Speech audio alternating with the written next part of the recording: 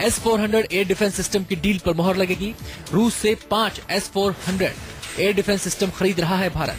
करीब 33,000 करोड़ की है ये डील। कामोव KA-226T हेलीकॉप्टर की डील भी फाइनल होगी। 200 हेलीकॉप्टर की डील में 40 रूस से आएंगे। 160 हेलीकॉप्टर का निर्माण भारत में होगा। भारत के लिए जंगी जहाज बनाने का भी करार हो सकता है। इसके अलावा चीनी राष्ट्रपति शी जिनपिंग के साथ भी पीएम मोदी की द्विपक्षीय बातचीत होनी है। माना जा रहा है कि इस चर्चा के दौरान पीएम मोदी NSG में भारत की एंट्री को लेकर चीनी विरोध और आतंकी संगठन जैश के सरगना मसूद अजहर पर चीन के रुख का मुद्दा उठा सकते हैं। केवल कूटनीतिक स्तर पर ही नहीं, देश की सियासत के लिहाज से भी ब्रिक्स सम्मेलन ने माहौल को गरमाया हुआ है। ब्रिक्स सम्मेलन के लोगों को लेकर सियासी पारा चढ़ गया है। कांग्रेस ने आरोप लगाया है कि ब्रिक्स सम्मेलन के जरिए बीजेपी सियासी फायदा उठाना चाह रही है। इन तैयारियों के आकलन के क्रम में ही एक ऐसी बात दिखी जो कहीं पे निगाहें और कहीं पे निशाने को चरितार्थ करती हुई दिखाई पड़ती हैं। हमारे पीछे ये है 8वें शिखर सम्मेलन का लोगो, ब्रिक्स का 2016 का लोगो, और आप पाएंगे जरा गौर से अगर इसे देखें तो ये भारतीय जनता पार्टी के चुनाव चिन्ह कमल निशान की तरह भी आपको लग सकता है। क्या ये जानबूझकर किया गया है या फिर यूं ही? कांग्रेस का कहना है कि ब्रिक्स का लोगो बीजेपी के चुनाव चिन्ह की तरह है। कांग्रेस ने इस मुद्दे को लेकर चुनाव आयोग का दरवाजा खटखटा दिया है। दूसरी तरफ बीजेपी कांग्रेस के आरोपों को निराधार बता रही है। मैं कांग्रेस के जो आरोप हैं उनको पूरी तरह से खारिज करता हूं, और ये हमारे लिए अच्छी बात है कि गोवा में ब्रिक्स का सम्मेलन हो रहा है। और मुझे लगता है कि इस तरह के जो सम्मेलन होते हैं उन सम्मेलनों को जो हमारी डोमेस्टिक पॉलिटिक्स है उससे दूर रखना चाहिए। सम्मेलन के दौरान आतंकी हमले की आशंका भी जाहिर की गई है। खुफिया एजेंसियों के इनपुट के बाद मजबूत सुरक्षा घेरा तैयार किया गया है। मल्टीलेयर सुरक्षा घेरा तैयार हुआ है ताकि परिंदा भी पर न मार सके। संजीव त्रिवेदी, न्यूज़ 24, गोवा। और हम सीधे रुख करेंगे गोवा का। संवाददाता संजीव त्रिवेदी हमारे साथ जुड़ गए हैं तमाम पहलुओं पर बात करने के लिए। संजीव, ब्रिक्स देशों के बीच सहयोग पर तो चर्चा होगी ही होगी।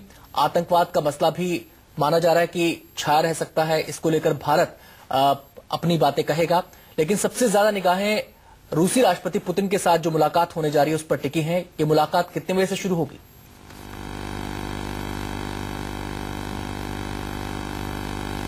देखिए, दिन के 11 बजे इस मुलाकात को मुकर्रर किया गया है, जिसके लिए प्रधानमंत्री तो कल पहले ही पहुंच गए थे शाम में, और आधी रात को राष्ट्रपति पुतिन भी पहुंच गए हैं।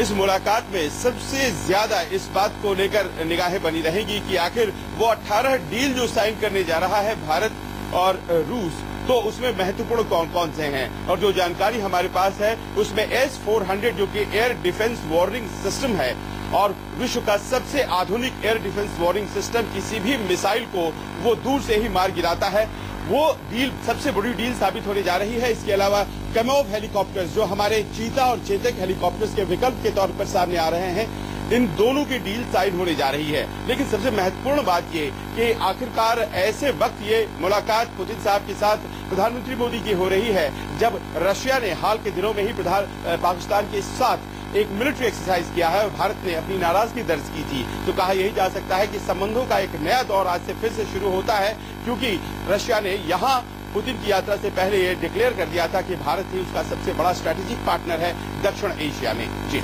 बिल्कुल संजीव, एक बड़ी बात यह है कि अगर चीन की हम बात कर लें, रिश्ते बहुत अच्छे दौर से नहीं गुजर रहे भारत के चीन के साथ। इससे पहले चाहे NSG में एंट्री को लेकर के सवाल रहा हो, या फिर अभी जो हमने देखा जिस तरीके से पानी ब्रह्मपुत्र नदी का रोका गया वो मसला रहा हो, पाकिस्तान को सपोर्ट का मसला रहा हो, इन तमाम चीजों के बीच चीनी राष्ट्रपति शी जिनपिंग से जब मुलाकात होगी तो कितनी सकारात्मक ये मुलाकात होगी, इसको लेकर क्या उम्मीद है?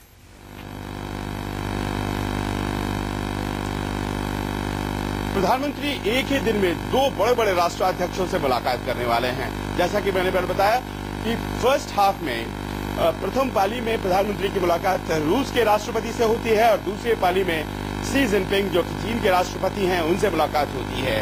और जाहिर है जब चीन के राष्ट्रपति से मुलाकात होगी तो इस बात की चर्चा जरूर होगी कि क्या अजहर मसूद को वो लगातार ऑब्जेक्ट करेंगे इंटरनेशनल टेररिस्ट डिक्लेयर किए जाने से, क्योंकि आपको मालूम है केवल चीन है जो कि राह में रोड़ा बना हुआ है उसे अंतर्राष्ट्रीय आतंकवादी घोषित UN में किए जाने से। अलावा इसके जो सबसे अहम बात NSG में हमारी जो दावेदारी है उसमें भी रोड़ा बना हुआ है चीन, क्या चीन अभी भी रोड़ा बना रहेगा या फिर प्रधानमंत्री को आज एक नया बड़ा ब्रेक थ्रू मिलने वाला है? क्या भारत को इन दोनों मुद्दों पर सफलता मिलने वाली है? नजरें इस पर बनी रहेगी। और सबसे अहम बात कि पाकिस्तान को लेकर जो झुकाव चीन दिखाता रहा है, क्या वो एक न्यूट्रल स्टैंड लेगा? और यहाँ जो आतंकवाद के खिलाफ प्रधानमंत्री अपना एक रेजोल्यूशन लाना चाहते हैं गोवा से, उसमें मददगार बनेगा। जी शुक्रिया संजीव आपका इन तमाम पहलुओं पर रोशनी डालने के लिए। बहुत